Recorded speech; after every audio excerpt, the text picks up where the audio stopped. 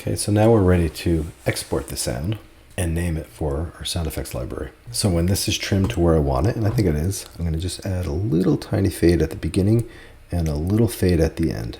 That way if somebody just drops this on their timeline, it's not going to have any digital pops that you might get if we don't have a fade at the beginning or end. Doesn't really affect the sound at all, but it can prevent the pops. So I'm going to bounce this out. So you could rename this right now with the UCS naming conventions, or you can export it and name it once you export it. It's up to you. Let's see if we're going to name it right now. What we do is just go into Schoology, UCS, and I have the master list here.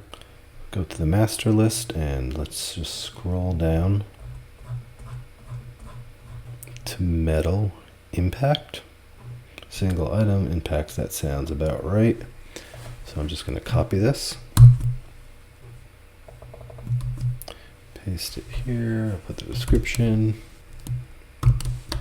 metal object, impact, debris, resonance. And you could put your initials there if you'd like. I'll just put it right in bounce files where it defaults to. So then you see right here, the sound is labeled and ready to be placed in my library. If you choose not to name it within Pro Tools, you can also do it through Soundly. So let's say I just generically named it Metal Drop. I'm going to export this somewhere else. I'll just export it to the desktop.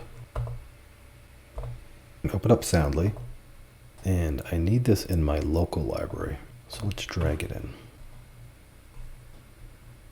You could put it in your private cloud storage or locally, and that's what I'm going to do. So you'll notice it's under loose files. Here it is. I'm going to go to edit metadata. We have two tabs. We have metadata and we have UCS. So we can go right to UCS, category, metal, subcategory, and this is just pulled right from that spreadsheet we were looking at.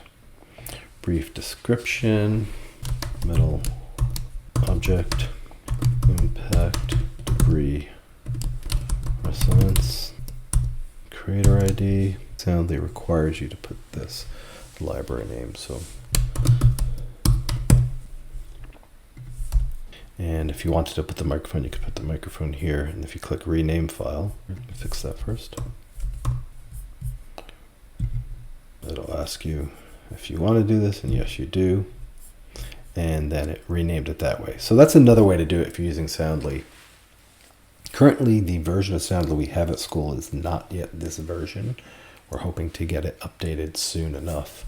But if you're using Soundly on your computer, where you can have the latest version, that's another way you could rename your sounds.